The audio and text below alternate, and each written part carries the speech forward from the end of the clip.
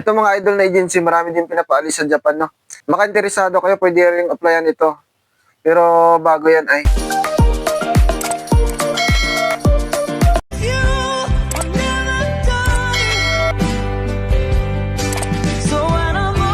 Okay mga idol, itong agency na ito mga idol, marami din sa pinapaalis papunta sa Japan, no? Nakikita ko dito sa mga ibang social media. Ito daw yung mga agency nila, no? Mga marami na nakabalik, no? Marami na nakabalik galing ng Pilipinas na nagbakasyon or iba yung umuwi, no? Na nakabalik.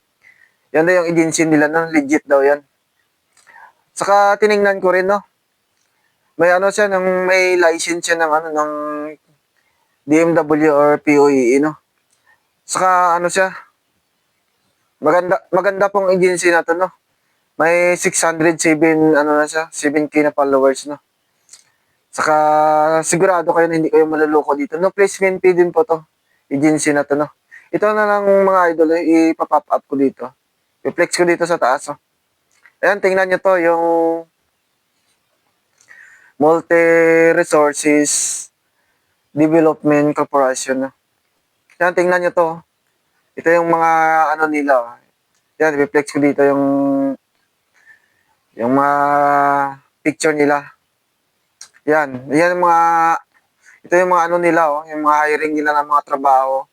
Ang dami din nila pinapaalis dito. Maganda rin pala yung agency na to, no?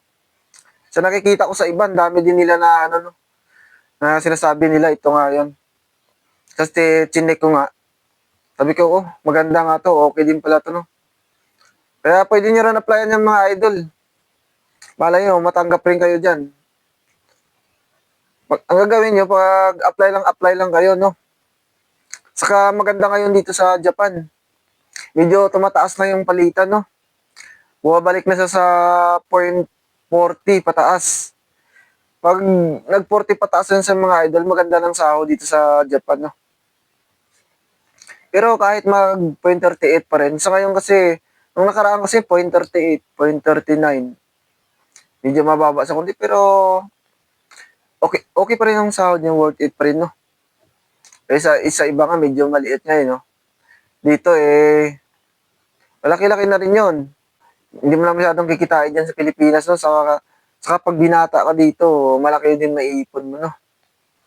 Yun lang sa ngayon, mga idol, medyo nagtaas ang expenses dito, no? Dahil nga, grabe yung pagtaas ng bigas dito. Yung 10 kilo, nagiging isang lapad na. Malapit na isang lapad. Yung sa iba, 10 lapad din, 10 kilo, no? Grabe yung, napakalaking dinagdag po sa budget ngayon dito. Pero tumaas din po yung sahod. Dinagdagan din nila ng rate. Kaya lang, yun nga lang yung sa bigas, grabe talaga pagtaas, no? Dati, budget ko sa bigas dati, 6,000 lang sa isang buwan, no? Ngayon, budget ko sa bigas na, magdadalawang lapad na sa isang buwan. No, kasi nga, dati yung 10 kilo, nasa lang yan dati, 3,000 lang, no? Ay, pag 20 kilos, nasa 6,000 lang. Ngayon, yung 10 kilo, kulang-kulang na lang, kulang-kulang na lang 10,000 yen. Grabe, mahal. Maraming umaaray ngayon sa bigas dito, no? Sa presyo. Hindi lang bigas, halos lahat din nagtaasan, no? Wala tayo magagawa, ganun talaga. Pero okay din naman, worth it pa rin siya, no? Worth it pa rin yung sahod dito. So, kung gusto nyo mag-apply sa agency ko, sa naging agency ko, maganda rin po yun mga idol, no? Yung sa Uno Overseas Placement Incorporated or Uno Agency. Yan, maganda rin yan, no? Sa akin, yan ang nagandahan kong agency dyan, no? Kasi dyan ako nang galing ba. Sila yung agency na nagpaalis sa akin, no? Disclaimer lang pala sa mga agency, no? Na sinasabi ko dito, no? Hindi po ako mga recruiter dyan o promoter ng mga agency. Nagsishare lang po ako, no? Sa pag-applyan nyo para hindi kayo maloko din ma-scam na. Napakahirap na yung ma-scam. Sayang yung pera nyo ba. Yan lang mga idol. Baka pwede naman paki-like and subscribe na rin sa ating channel, no? Para updated po kayo lagi dito sa mga video na ina-upload ko. Maraming salamat sa inyo. Kung may tanong po kayo, magtanong lang po kayo. Basta masasagot ko po. Yan lang mga idol. Maraming salamat.